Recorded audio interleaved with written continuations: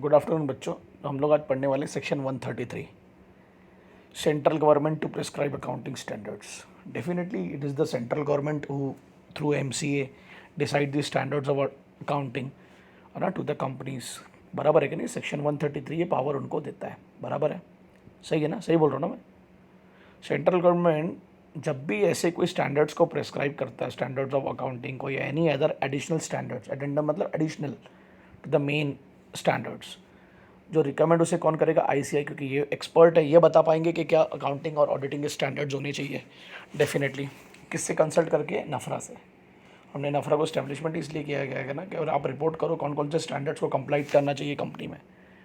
मगर जब नफरा नहीं था तो फिर हम किसकी बात मानते थे? नफरा तो 132 2013 में स्टैब्लिशमेंट में आया कंपनी एक्ट के अंदर एज ए स्टैट्यूटरी बॉडी, और बहुत रिसेंटली इंट्रोड्यूस किया गया नफरा 17-18 में।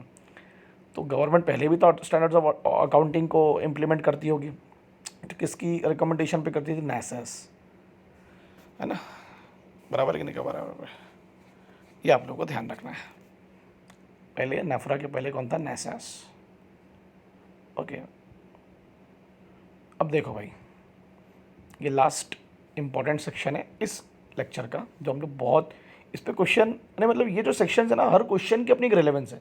क्या पढ़ रहे हैं हम लोग? Financial statements and board report, section 134। ध्यान देना, FS हमको फाइल करना ही है एज ए कंपनी। साल के अंत में हर कंपनी को अपने फाइनेंशियल स्टेटमेंट्स फाइल करने पड़ते हैं, और साथ में बोर्ड रिपोर्ट जो BOD बनाते हैं, है ना, बोर्ड मीटिंग में।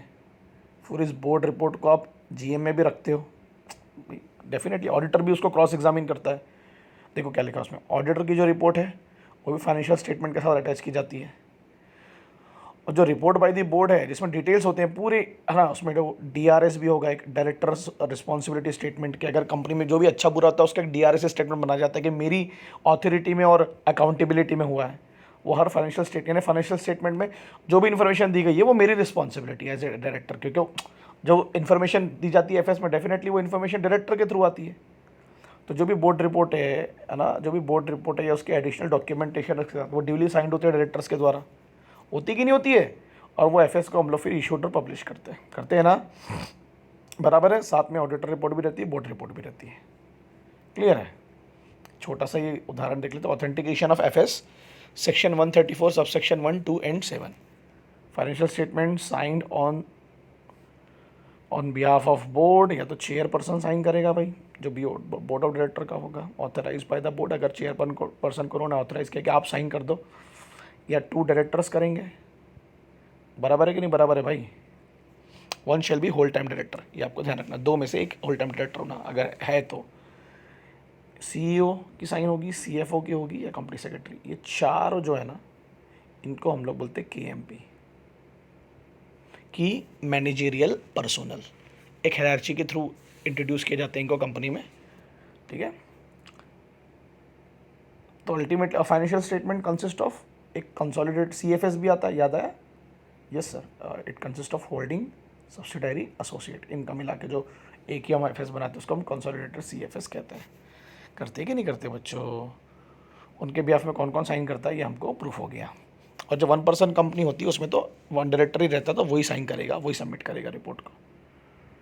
बराबर है। ऑडिटर रिपोर्ट जो होगी वो हर FS के साथ में ऐड होगी, आपको ध्यान रखना। ऑडिटर रिपोर्ट, क्योंकि भैया वो एक ऐसा बंदा है जिसकी रिपोर्ट का ऑथेंटिकेशन बहुत ज़्यादा होता है, जिसकी रिपोर्ट पर हम बिलीव बहुत जल्दी करते हैं।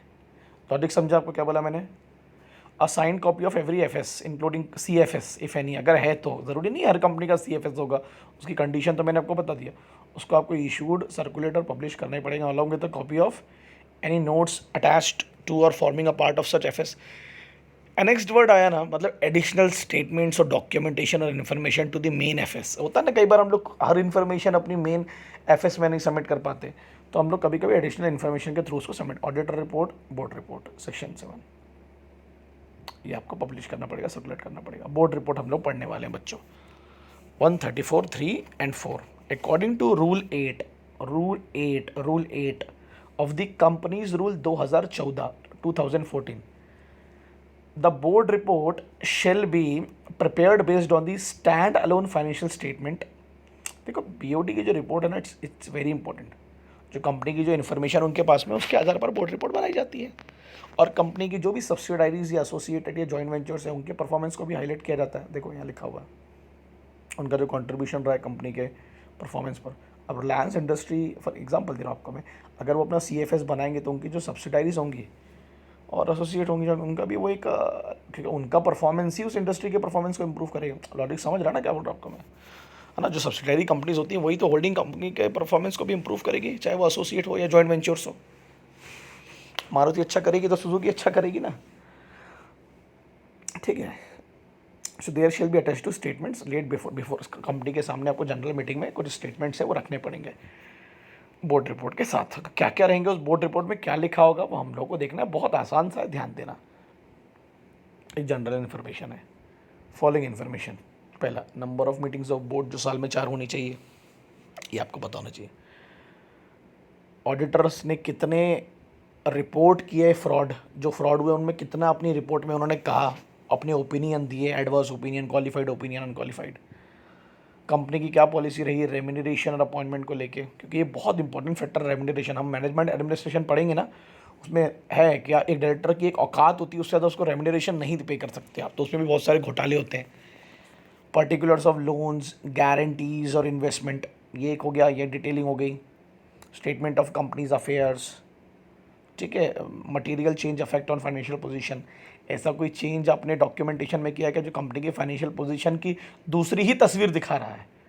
Material change, development and implementation of risk management and other matters as prescribed, ठीक है बच्चों।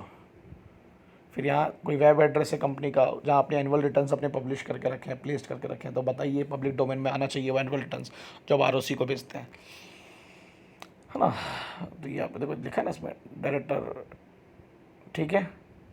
फिर डायरेक्टर रिस्पॉन्सिबिलिटी रिपोर्ट, डायरेक्टर से बहुत सारी चीज़ों की रिस्पॉन्सिबिलिटी लेता है, क्योंकि जो इन्फॉर्मेशन दी गई है FS में उसकी रिस्पॉन्सिबिलिटी तो डायरेक्टर की होगी ना। उसने जो बोर्ड रिपोर्ट में डाला वो ऑडिटर ने अपनी रिपोर्ट में डाला।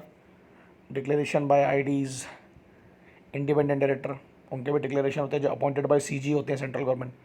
Comments by board on remarks made by auditor and CS, अगर CS और ऑडिटर ने कोई कमेंट किया तो उस पर BOD के क्या कमेंट थे, क्या रिमार्क्स थे, वो हमको देखना पड़ेगा। कॉन्ट्रैक्ट्स और अरेंजमेंट्स के पर्टिकुलर्स, अमाउंट्स जो आपने रिजर्व के तौर पर जमा किए या डिविडेंड के तौर पर पे किए, है ना। टेक्नोलॉजी की इन्फॉर्मेशन, कितना conservation of energy, technology observation, foreign exchange आपके पास कितना है। कॉर्पोरेट सोशल रिस्पॉन्सिबिलिटी की आपकी क्या पॉलिसी है, लाइक कॉर्पोरेट सोशल रिस्पॉन्सिबिलिटी आपको पता ही होगा, चैरिटी, डोनेशन, सोशल वर्क, ये किस पे एप्लीकेबल होगा, ये पूरी यानी ये पूरी इन्फॉर्मेशन उन कंपनियों की बोर्ड रिपोर्ट में आएगी जो लिस्टेड हो या अदर पब्लिक कंपनीज और इनका paid up share capital 25 crore से ज़्यादा है, उनको ये अपनी बोर्ड रिपोर्ट में डालना ही होगा। बराबर है, समझ में आया मैंने क्या बोला आपको? ओके, ठीक है ना। और कोई प्राइवेट कंपनी होगी तो उसको ये सब इन्फॉर्मेशन डालने की ज़रूरत नहीं है अपनी बोर्ड रिपोर्ट में, मतलब वो अपने हिसाब से अपनी इन्फॉर्मेशन डाल सकते हैं। बराबर है कि नहीं बराबर है मेरे बच्चों? एनुअल रिटर्न आ गया, देखो यहाँ पूरा लिखा हुआ है जो अपन ने भी वहाँ पढ़े है ना, ये पूरी डिटेलिंग लिखी हुई है यहाँ पर एग्जैक्टली, ठीक है। यानी हमारा पढ़ चुका है, पढ़ लिया हम लोगों ने एग्जैक्टली। बस ये एक छोटा सा रूल 8.4 पढ़ते हैं, यहाँ तक क्या है। अरे ये भी हो गया हमारा पढ़ के 25 करोड़ वाला पोर्शन, ये भी हम लोगों ने पढ़ लिया। बराबर है कि नहीं बराबर है ना। स्टेटमेंट इंडिकेटिंग द मैनर जहाँ आपका फॉर्मल एनुअल इवैल्यूएशन हुआ has been made by the board of its own performance and of its committee and individual directors, इन सब के परफॉर्मेंस के बारे में भी आपको जानकारी देनी पड़ेगी अगर आपका 25 करोड़ से ऊपर का टर्नओवर है तो, पेड अप शेयर कैपिटल है तो, सॉरी।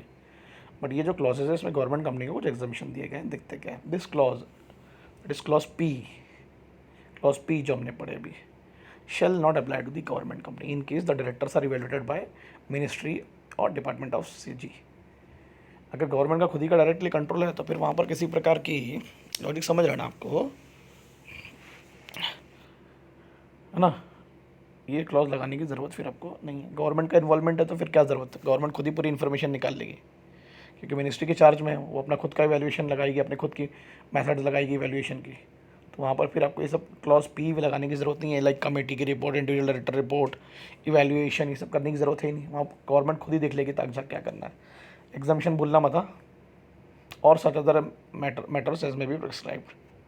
अब ये थोड़ा पढ़ते हैं अच्छे से, आराम से पढ़ने की कोशिश करते हैं। ये जो स्टेटमेंट है, provided that we are disclosure referred in this subsection, कितने सारे डिस्क्लोजर पढ़े हम लोग ने अभी, P तक पढ़े पूरा, कितने सारे पढ़े ना। अगर आप एफएस में इंक्लूड करते हो, है ना, इंक्लूडिंग, तो sir disclosure shall be refer to instead of being repeated in the board report. Direct FS में डाल दो, बोर्ड रिपोर्ट में बार बार डालने की तो लिखा ना उसमें। अगर आप एफएस में डालने ही वाले हो तो फिर बोर्ड रिपोर्ट में मत डालो, और रिपीट हो जाएगा ना, 2 बार डालना पड़ेगा, पहले बोर्ड रिपोर्ट में। यानी कि ये वो इन्फॉर्मेशन है जो डायरेक्ट आप एफएस में भी डालते हो तो इट्स फाइन। और ये जो policy refer to in clause E और clause O is made available to company's website, कि कंपनी की वेबसाइट पे आपको कुछ इन्फॉर्मेशन डालनी पड़ेगी। तो लिखा ना, the salient features of policy and any change specified in brief in the board report. अगर आप बोर्ड रिपोर्ट में किसी प्रकार का चेंज ला रहे हैं तो आपको वो अपने वेब एड्रेस पे, तो वो आपको इंडिकेट करना पड़ेगा, बताना पड़ेगा। कंप्लीट पॉलिसी आपको अवेलेबल करवानी पड़ेगी अपने वेब एड्रेस पर। देखो लिखा ना इसमें, if any shall be sufficient compliance of the requirement, if अगर आपकी जो भी पॉलिसी है उसमें किसी भी प्रकार का चेंज आ रहा है वो आपको अपने वेब एड्रेस पर दिखाना पड़ेगा लोगों को। इसकी बात कर रहा हूँ, भूलना मत हाँ। ये जो है ये वाला, ठीक है, यहाँ पर दिया हुआ अगर मेरे ख्याल से, कहाँ गया, ओ है ना, ये अपन ओ और पी पढ़ रहे हैं मेरे ख्याल से, हाँ ई और क्लॉज ओ, ये ओ है। ये पूरी डिटेल्स आपको अपनी वेबसाइट पर डालनी पड़ेंगी। Policy develop implemented by the companies on CSR की क्या पॉलिसी है आपकी, जो आप काम करने वाले समाज के लिए, उसकी डिटेलिंग डालिए अपनी वेबसाइट पर, इट्स वेरी इंपॉर्टेंट। और ई क्या है ये आपको आ जाएगा बच्चों, ठीक है। In case of company covered under subsection 1 of section 178, companies, हाँ, डायरेक्टर्स के अपॉइंटमेंट्स, उनके रेमुनरेशन, क्या क्राइटेरिया है, क्या क्वालिफिकेशन है, किस आधार पर आप उनको अपॉइंट कर रही है, सब आपको अपनी वेबसाइट पर डिटेलिंग में डालना होगा। ये आप भूलने का नहीं, ये अच्छी चीज़ हम लोगों ने पढ़ा है ना, ठीक है, क्लियर है। रूल 8 क्या कहता है भैया, the report of the board shell also contain financial summary और हाईलाइट्स, जो भी कंपनी की अच्छी बुरी बातें हैं आप उसको समरी के तौर पर हाईलाइट करिए। कोई नेचर ऑफ बिजनेस चेंज हो रहा है तो वो बताओ। KMP, है ना भाई, अभी मैंने KMP के बारे में आपको बताया है ना, जो अपॉइंट किए गए हैं, जिनको रिज़ाइन किया गया उनके बारे में बताओ, CFO, CEO, full time director. उन कंपनियों के नाम बताइए जो या तो आपकी सब्सिडाइरीज थी और अब हट चुकी हैं, लिखा ना इसमें, या तो बिकम या सीज, जो उनकी डिटेल्स दीजिए, एसोसिएट या वेंचर्स। और details regarding related deposits, public deposits 6 महीने से 36 महीने, उस साल कितने किए गए, है ना, कितने अनपेड है, अनक्लेम्ड है। अनपेड मतलब आपको पता ही है, अनाउंस कर दिया बट आपने अभी तक दिया नहीं, है ना। अनक्लेम्ड नॉर्मली होता नहीं है, इसलिए ध्यान रखिएगा। कितना आपने रिपेमेंट में डिफ़ॉल्ट किया है इंटरेस्ट और प्रिंसिपल अमाउंट में, उस पिछले 3 साल में या पिछले फाइनेंशियल ईयर में, उस साल में बिगिनिंग में, maximum during the year, at the end of the year. कैसे PD से रिलेटेड बात करें, मतलब पब्लिक डिपॉजिट। PD जहाँ वर्ड आया ना, आपके जहन में एक ही चीज़ आनी चाहिए, सहारा सुब्रत रॉय पब्लिक डिपॉजिट डुबाने के चक्कर में जेल में गया हो, है ना। ऐसे डिपॉजिट्स की भी डिटेल दो जो चैप्टर 5 के रिक्वायरमेंट्स को कंप्लाई नहीं करा, डिटेल एक्सेप्टेंस ऑफ डिपॉजिट अपन ने पढ़े ना, पढ़ेगी नहीं पढ़े। पब्लिक कंपनी इशू कर सकती है, प्राइवेट कंपनी अपने मेंबर से इशू करेगी, 25% ऑफ पेड अप कैपिटल, कितने डिटेल्स पढ़े थे अपन ने, याद होगा आप लोगों को, ठीक है। अगर कोई रेगुलेटर्स ने, लाइक ट्रिब्यूनल्स, लाइक सेबी ने किसी प्रकार के ऑर्डर्स पास किए हैं, कोई भी इंपॉर्टेंट ऑर्डर्स जो बहुत सिग्निफिकेंट है आपकी कंपनी की स्टेटस को लेके, तो वो दुनिया को बताओ, आप उसको हाईलाइट करो, उसकी डिटेल दो। होता है ना, कितने सारे ऑर्डर पास हुए बीच में, आपने देखा होगा। आपके इंटरनल फाइनेंशियल कंट्रोल की इन्फॉर्मेशन डालो एफएस में, कि आप जो फाइनेंशियल कंट्रोल करते हो अपनी कंपनी में, उसकी क्या, वो कौन करता है, कौन कमेटी है, कौन उसके एक्सपर्ट्स है। और कौन से डिस्क्लोजर की बात चल रही है, कॉस्ट रिकॉर्ड आपके सेंट्रल गवर्नमेंट के द्वारा जो आपको बताया गया कि मेंटेन करना है फैक्ट्री के अंदर, कंपनी के अंदर, सब सेक्शन 1 ऑफ 148 में, है ना, कॉस्ट अकाउंटेंट के द्वारा, ठीक है, क्लियर है। और एक ऐसा statement as complied with the provision कि हमने कंपनी के देखो लिखा ना, कॉन्स्टिट्यूशन ऑफ इंटरनल कंप्लेंट एक कमेटी हमने बनाई है, sexual under the sexual harassment of women at work place. तो भैया अगर किसी भी महिला के साथ में कुछ गड़बड़ होती है वर्क प्लेस में, तो उससे रिलेटेड हमारी एक कमेटी बनी हुई है जो उनके ग्रीवेंसेस को देखेगी, प्रॉब्लम्स को देखेगी। ये रूल 8 1 पर्सन और स्मॉल कंपनी पर एप्लीकेबल नहीं है। अब एवरेज वर्ड आ गया, जहाँ एवरेज वर्ड आया मतलब बड़े पोर्शन का एक समरी वर्जन, याद है एवरेज प्रॉस्पेक्टस, अरे एक एवरेज बोर्ड रिपोर्ट आप भेज सकते हो जिसमें आपकी बोर्ड रिपोर्ट के सैलिएंट फीचर्स रहेंगे। किन के लिए, 1% कंपनी और स्मॉल कंपनी के लिए, तो 134(3) है, क्योंकि आप अब थोड़ा बहुत तो भेजी जा सकती है ना, आप भी बोर्ड रिपोर्ट भेज सकते हो। अगर एकदम ही एग्जाम्पशन दे देंगे 1% कंपनी को और स्मॉल कंपनी को, तो मतलब ही नहीं रहेगा। 134(4). In case of OPC, the report of the BOD to be attached to the financial statement under the section shall mean a report containing explanations or comments by the board on qualification, reservation or adverse remark or disclaimer made by the auditor. पहली बात तो उसने बोला आपकी जो report रहेगी उसमें explanations रहेंगे और कमेंट रहेंगे किसके, बोर्ड के, ये तो बात। और वो कमेंट्स और एक्सप्लेनेशन किस बारे में रहेंगे, जो भी क्वालिफाइड ओपिनियन या रिजर्वेशन या आपत्तियाँ या कोई ख़राब रिमार्क्स दिए या डिस्क्लेमर दिए किसने, ऑडिटर ने, तो वो आपको जमा करना ही पड़ेगा, भले 1% कंपनी क्यों ना हो, अपनी बोर्ड रिपोर्ट में ऑडिटर के द्वारा दिए हुए क्वालिफाइड और रिजर्वेशन और एडवर्स रिमार्क्स, और उस पर कमेंट भी करना पड़ेगा कि ऑडिटर ने ऐसा क्यों कहा और आप क्या सोचते हैं उस बारे में। बराबर है, समझ में आया मैंने क्या बोला आपको, बहुत शानदार। ये नेक्स्ट हमारा एक इंपॉर्टेंट टॉपिक है, इसमें सेपरेट क्वेश्चन आ सकता है हमको, क्या है टॉपिक का नाम पढ़ो, डायरेक्टर रिस्पॉन्सिबिलिटी स्टेटमेंट 134(5), भूलने का नहीं है। जब किसी भी प्रकार का एफएस तैयार किया जाता है, मुझे एक बात बताइए, या बुक्स ऑफ अकाउंट्स, जो भी चीज़ें किसके कहने पर तैयार किया जाएगा, कौन लोग होंगे जिनके अंदर वो पूरी अथॉरिटी, सर डायरेक्टर्स। पॉलिसी कौन बनाएगा कि कैसे प्रिपेयर करना है, सर डायरेक्टर्स। बराबर है कि नहीं बराबर है, वो जो कंपनी के अफेयर्स का जो पूरा व्यू दे रहा है वो किसके कहने पे दे रहा है, sir directors. Profit and loss किसके कहने पे दिखाया जा रहा है, डायरेक्टर्स। तो who is responsible and accountable, director. तो उसमें जो भी अच्छी बुरी बातें रखी गई हैं आपके एफएस में या आपके बुक्स ऑफ अकाउंट्स में, कौन रिस्पॉन्सिबल होगा, किसके कहने पे बनाया जाएगा, किसको उसकी केयर करनी चाहिए, किसको उसका ध्यान रखना चाहिए, कौन कंपनी के एसेट्स की सही इन्फॉर्मेशन देगा, कंपनी के एसेट्स को कौन संभाल के रखेगा, फ्रॉड कौन नहीं होने देगा, इरेगुलरिटीज को कौन रोकेगा, नॉन कंप्लायंसेस को कौन रोकेगा, ये किसकी जिम्मेदारी है, ये सब डायरेक्टर की जिम्मेदारी है। स्पेशली अगर दो हैं अपॉइंटेड ऐसे कि तुमको संभालना, उसमें से अगर WTD है तो उसकी तो रिस्पॉन्सिबिलिटी रहेगी।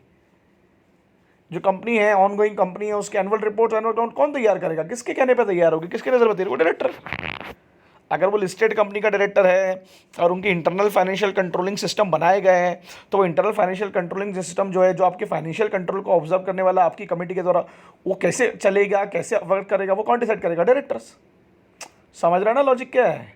यहाँ इंटरनल फाइनेंशियल कंट्रोल का उन्होंने एक मीनिंग दिया है बच्चों, means the policies and the procedures adopted by the company for ensuring orderly and efficient conduct of its business।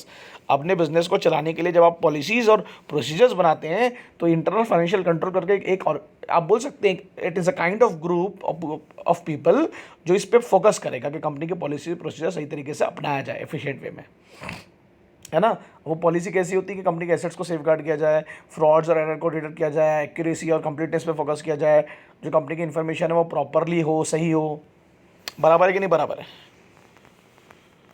Director की रिस्पॉन्सिबिलिटी है ना भाई, यानी क्वेश्चन आया है DRS पे, यानी अपन ने ये पूरे के पूरे सबसेक्शन 1 to 6 तक लिख के देना है, खत्म बात।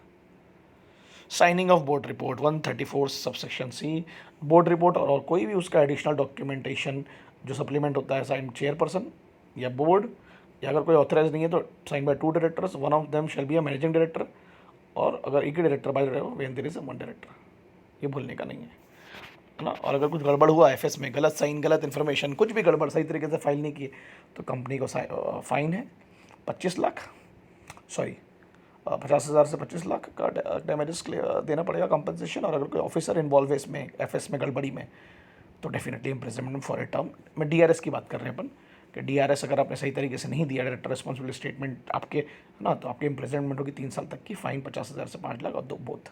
ये DRS के पनिशमेंट है, भूलना मत। और ये क्वेश्चन दिया हुआ है इसमें, एक ABC कंपनी है, 1% कंपनी है, एक डायरेक्टर है, और द बैलेंस शीट वही देखेगा, P&L वही देखेगा।